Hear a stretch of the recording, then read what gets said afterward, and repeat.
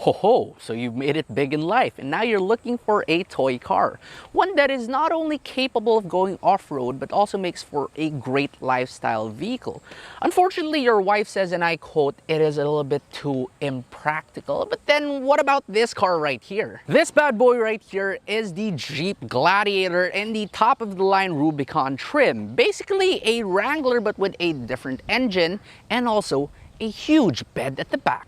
I'm sure your wife's not going to say it's impractical anymore. Today I'm going to show you around this car and I'm also going to give it a test drive, so stay tuned. The Jeep Gladiator may be a practical vehicle, but it still definitely looks good. From the front, it has a quintessential design of Jeep. Round headlights, these red tow hooks right here, and also slightly bigger slats on the grille because they assume that you're going to take this for towing and you're going to need a little bit more air entering the engine. You also get the same rather bulbous fenders right here. When you are driving, you can't really see much out towards the side, but you'll get a hang of it. The bumper unfortunately is not made out of steel, but Jeep Philippines also sells steel bumpers if in case you want it. You also get the Rubicon decals right here just to flex to everyone that you did get the top of the line trim. And if you take a look at this car from the side, it does pretty much look like a Wrangler, although there is that giant bed just behind the rear doors. You get 17-inch rims on this, wrapped in 75 series BF Goodrich tires, and you also have the trail rated badge, Jeep Gladiator decals right there, plus your hinges are still on the outside because just like the Wrangler, you can remove all the doors in this car, you can remove the roof, and you can even fold down your front windshield. If there's one thing I'm not a big fan of with the Jeep Gladiator, is that the bed is a little bit on the long side, which does make it a little bit disproportionate looking from the rest of the car. You're riding on Fox shocks on this one. You have a ground clearance of 280 millimeters, a weighting depth of 762 millimeters, and also for your bed, you have a payload capacity of 771 kilograms. Not the best out there, but for a truck this beautiful, I really can't complain. Towards the back, square tail lights, more of that tow hooks to pull lesser vehicles out of getting stuck in the off-road tracks. And you also have your third brake light over here instead of usually up there, which is quite interesting. Massive Jeep logo, reverse camera, and if you do open up this aluminum tailgate, it is really light and really soft. And now for the bed. You got so much hooks over here to tether everything down, some lights on it too, and there's even this tiny badge right here which says Heart 419. I don't know what that means. I'll research it later. Finally, the bed lining itself, it is incredibly coarse. I mean, you can cut yourself or sand anything on this one. That way you're sure that you will not have your things slipping around. And of course, the Jeep Gladiator Rubicon also gets the same hood style as what you would get with a Wrangler. So you get two of these latches on either side, nothing to pull on the inside. And then under here, just reach under and lift up this hood. And over here is a 3.6 liter V6 Pentastar engine making 285 horsepower and 362 newton meters of torque, made it to an 8-speed automatic transmission. Yes, you're a little bit up on power compared to the 2-liter inline 4, but you are a little bit down on torque. We'll see later on in the drive how it really compares and feels like. Here inside the Jeep Gladiator Rubicon, we check the door thud first.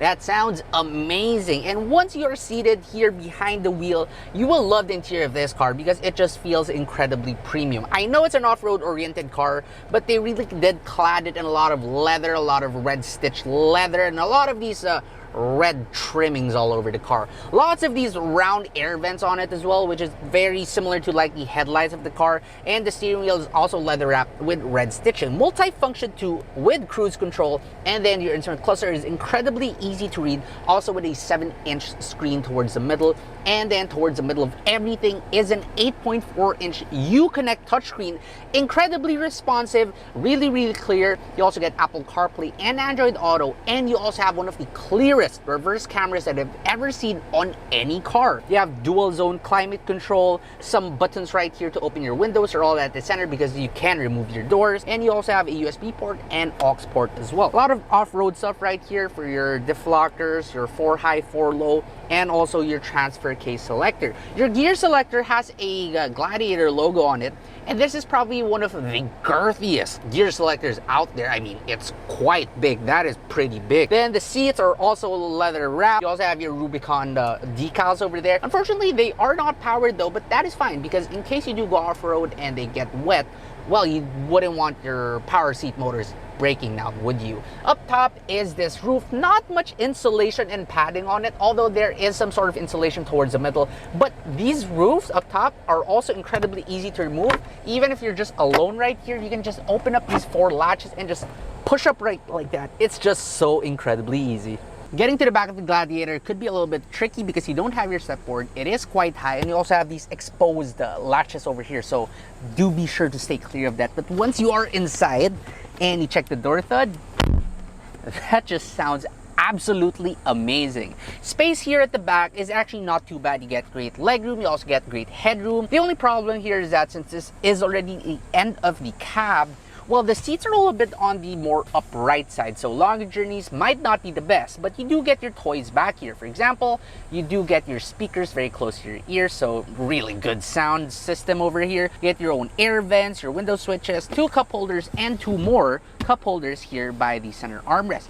If you want to, for some reason, talk to someone sitting or riding at the tailgate, which you shouldn't do, that's not safe, you can also open up this window right here. And this is especially cool if you also have your front windshield down. All the airflow that just comes into the car. And if you want to see 3 people back here, the car's not too wide, but it's not too narrow either. So it is definitely doable, but I don't think the center guy would be the happiest over longer journeys. Driving the Jeep Gladiator Rubicon, the Gladiator actually feels a lot bigger than it is because of the disproportionately large bed at the back. But really, aside from that, this car is actually quite easy to drive. The only thing that you do have to look out for is the fenders, because when you are seated here at the driver's seat, yes, you see everything on your hood, and your driving position is very commanding. You see almost everything up front, but you don't really see your wide bulbous fenders. But once you get used to where they are, you will get a feel of them really quickly. The engine in the Gladiator is the slightly older Pentastar engine, the V6. And if you compare it to, for example, the Wrangler's 2-liter inline-4 engine, you're a little bit high up on power, but a little bit low on torque. And you will kind of feel the difference when you do step on this car. Yes, it still does kick, but it doesn't kick as much as the inline-4 turbocharged engine. However, the engine is definitely not only much smoother, but also there is no turbo lag. Plus the fact that your 8-speed transmission in this car is also quite excellent and can always pick the right gear for you. Driving this car in the city, you get an incredibly light steering. I mean, you can steer this car with just 1 finger. The only problem with this car is that it still uses a recirculating ball system, and you have live axles at the front. Great for off-roading, not so much for on-road use, because you do have to constantly put in steering input since it's so incredibly indirect and also very incommunicative. Nonetheless, if you do go up to higher speeds on the highway, while you do find yourself putting even more steering inputs once in a while, it's not really scary in any way, so it doesn't really take away the sense of safety as what you would get with a slightly more modern steering system. The ride in the Gladiator is also a little bit on the firm side, which is great for a car like this, because since you are riding a little bit high, you don't want the car to be incredibly soft, because thereby you will kind of boat about. But in this car, you don't really feel it. But it's not too firm to the point that it's gonna be uncomfortable. Not at all. This car is perfect for those who have passengers who have motion sickness. They will definitely not feel like puking when they ride the Jeep Gladiator Rubicon. One problem that cars in this segment usually have is visibility, but thankfully the Gladiator actually gives you pretty good visibility, except for the back, but it's fine because you do have a reverse camera anyway. But even here on the side, your side mirrors, while they are vertical, the glass itself, the mirror itself, is convex, which means you do get a rather wide field of view. More on the highway, and the Jeep Gladiator Rubicon gets a little bit noisy, and that is because, well, you don't really have that much noise insulation, noise padding in this car, and it has the aerodynamics of a box, but it's not incredibly loud to the point that it's gonna drive you insane. Not at all. The tires can also be quite noisy because they are off-road tires, but remember, this car does come with an Alpine premium audio system. And what that means is that you can blast it really, really high, and it'll still sound so good, and it'll pretty much just drown out all the road noise anyway, so it doesn't really matter. In slightly better Manila traffic, you can do around 6 kilometers per liter, but when you do go up over to the highway, you can do around 11. I know, not the best, but well, that is what you pay for all the smoothness that a V6 engine provides you. The Jeep Gladiator Rubicon is a great car for anyone who has a very adventurous, thrill-seeking lifestyle. It is both good on-road and also off-road, although I haven't really tried much of it off-road. It also doubles as a luxury status symbol, so it really does pretty much tick all the boxes that anyone in this segment is looking for. And this car right here does retail for 4.99 million pesos. Really, this in itself is also a luxury SUV. Therefore, I really do think that at that price tag, it is definitely worth it. So if you're looking for a car such as this one, don't hesitate and just go right ahead and buy it, because it's quite hard to find another car such as this one. And just one thing that I would like to remind you is that this is a pickup truck, but it is also the only pickup truck out there with a Freedom top, thereby effectively making this the only convertible pickup truck out there. How more unique could it get?